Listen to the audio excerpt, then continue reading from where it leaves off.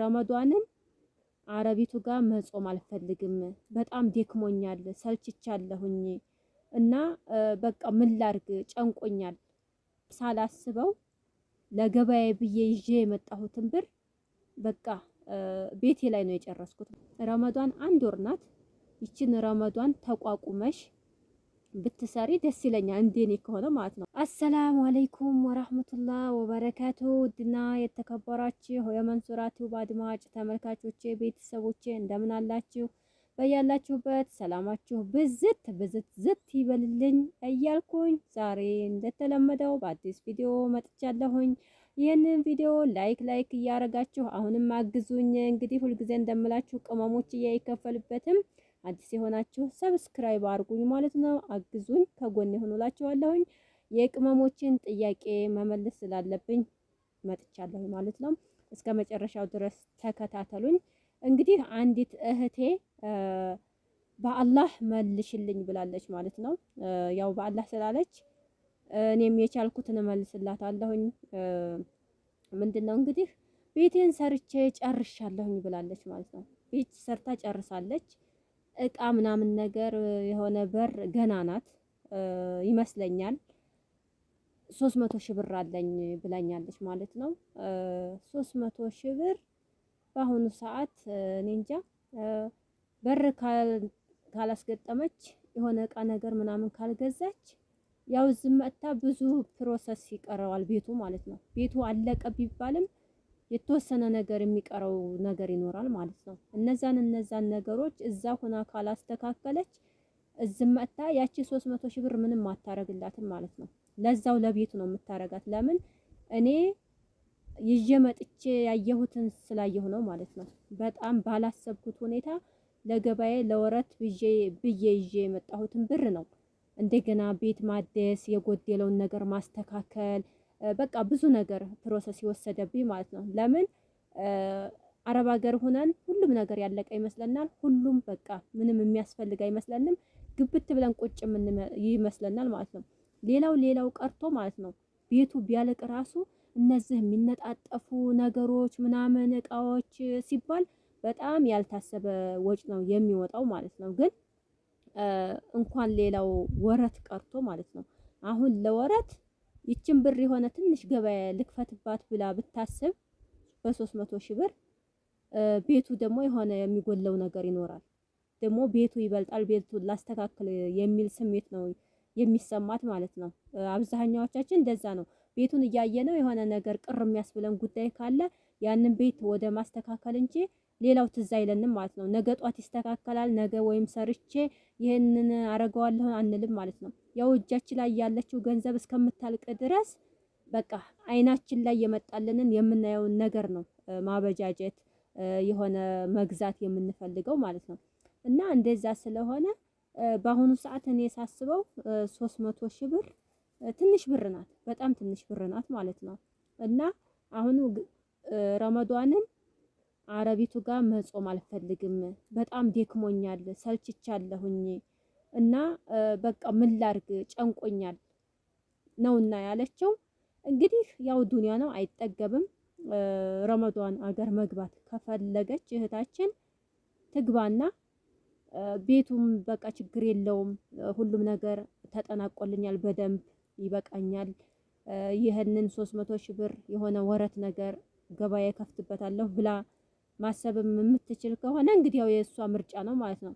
አንዳንድ ጊዜ አሁን ኑቶሎ ስንላቸው ያው አመጣጥናችሁ ይሄን ባረግበት ብላችሁ መሆን አለበት ማለት ነው። ለምን የኛ ቤት ሌላ ነው፣ የእናንተ ቤት ሌላ ነው፣ አይገናኝምና ማለት ነው።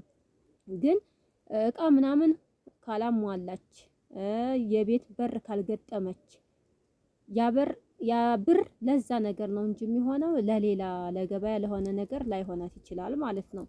እኔ እንዳየሁት ከሆነ ማለት ነው። እኔ ይዤ የመጣሁትን ብር በአሁኑ ሰዓት ያለውን ሁኔታ ሳወዳድረው 300 ሺህ ብር ምንም ነገር የላትም ማለት ነው። እና እኔም ሳላስበው ለገበያ ብዬ ይዤ የመጣሁትን ብር በቃ ቤቴ ላይ ነው የጨረስኩት ማለት ነው። ከዛ በኋላ ነው እንግዲህ በቃ አንዳንድ ነገሮች ይሄንን ትቼ ይሄንን ሰርቼበት ቢሆን እንደዛ አድርጌበት ቢሆን ይሄ ቤት ማስተካከሉ ቀርቶብኝ ቢሆን የሚለው ሀሳብ አሁን ላይ ነው የመጣልኝ ማለት ነው። ግን በሰዓቱ ይዘነው የመጣነው ብር የሚያልቅ አይመስለንም። በቃ እኔ እንጃ፣ ግን ሳናስበው ነው የሆነ ነገር ላይ ሆኖ የምናገኘው ማለት ነው። ያለን ይመስለናል። የሆነ ነገር ስታዩ ያንን ነገር መግዛት ያምራችኋል፣ ማስተካከል ያምራችኋል ማለት ነው። ግን በጣም ይከብዳል ማለት ነው። ዙሮ እህታችን ከደከመሽ አረብ ሀገር በቃኝ የምትይ ከሆነ ነይ ቶሎና አርፈሽ ቤትሽንም አይተሽው የሚስተካከል ምንም ነገር ከሌለው በቃ ቀጥታ እቃዎችሽን የሆነ ገበያም ነገር በትንሽም ቢሆን መሞከር ትችያለሽ ማለት ነው። አይ ቤቱ የሚቀረው ነገር አለ ገና ነው እንደዚህ ነው የምትይ ከሆነ ረመዷን 1 ወር ናት። ይችን ረመዷን ተቋቁመሽ ብትሰሪ ደስ ይለኛል፣ እንደኔ ከሆነ ማለት ነው። 1 ወር እስከ ዛሬ ብዙ አመት ለፍተሻል፣ ብዙ እንትን ብለሻል። 1 ወር ረመዷንን አሳልፈሽ ትንሽ በቃ የ2 ወር እንደዚህ ትንሽ ነገር ይዘሽ ለቤትሽ የቀረውን ነገር አስተካክለሽ 300 ሺህ ብሯን ደግሞ ለወረት ብትሆነች ብዬ አስባለሁ፣ እንደኔ ከሆነ ማለት ነው። ግን ያው ያንቺ ውሳኔና ያንቺ ምርጫ ነው። ድካምሽን አንቺ ታውቂያለሽ። በቃ አረቦቹ ጋር ያለሽን ሁኔታ አንቺ ስለምታውቂ የራሱ ጉዳይ እንደሆነ ይሁን እገሬ መግባት አለብኝ የምትይ ከሆነ እንግዲህ አንቺ ምርጫሽን አንሺ ማለት ነው እህቴ። መቼም ይሄንን ቪዲዮ ትከታተያለሽ ብዬ አስባለሁኝ። ግን ከአቅማችን በላይ ማሰብ የለብንም። በአቅማችን በምንችለው መሆን አለበት። ታሞ ከመሟቀቅ አስቀድሞ መጠንቀቅ ይላል የሀገሬ ሰው ማለት ነው። ያ ማለት ምንድነው? በጣም እየደከመን በጣም እያመመን ሀሳብ ላይ ጭንቀት ላይ ብዙ ነገር እየሆን ከሆነ ሌላ አደጋ ነው የሚከሰተው ማለት ነው። ይሄ ብር ነገ ጧት ለኛ ምንም አይፈይደንም አይጠቅመንም ማለት ነው። ከዛ በፊት ለራሳችን መጠንቀቅ አለብን ማለት ነው። ራሳችንን ጤነኛ ሆነን ራሳችንን ስናቅ ነው ሰርተን መለወጥ የምንችለው ማለት ነው። ደግሞ አረፍ ብላችሁ አይታችሁት ሁኔታውን የሆነ ነገር ሀገር ቤት መጥታችሁ ተምራችሁ ብዙ ነገር አስተምሯችሁ ብትሄዱም ትለወጣላችሁ ብዬ ነው የማስበው ማለት ነው። እኔ ብዙ ነገር ስላሳየኛ ከአረብ ሀገር ተመልሼ ሀገር ቤት ብዙ ነገር ስላየሁኝ በቃ ብዙ ተምሬበታለሁ ማለት ነው። አረብ ሀገር መልሼ ብሄድ ምን ማድረግ እንዳለብኝ እኔ አውቃለሁ ማለት ነው። እና እንደዛ ስለሆነ ከቻልሽ ይችን 1 ወር ተቋቁመሽ ስሪና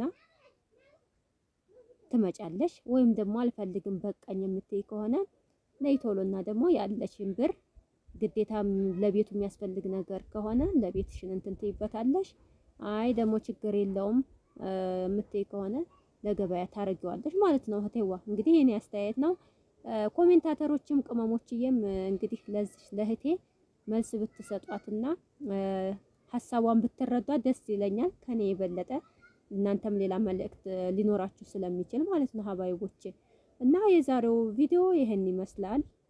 ከተመቻችሁ እያረጋችሁ ትለፉ ማለት ነው ሀባይቦቼ። በሌላ ቪዲዮ እስከምንገናኝ ሰላም አለይኩም ወራህመቱላሂ ወበረካቱ። መልካም ምሽት።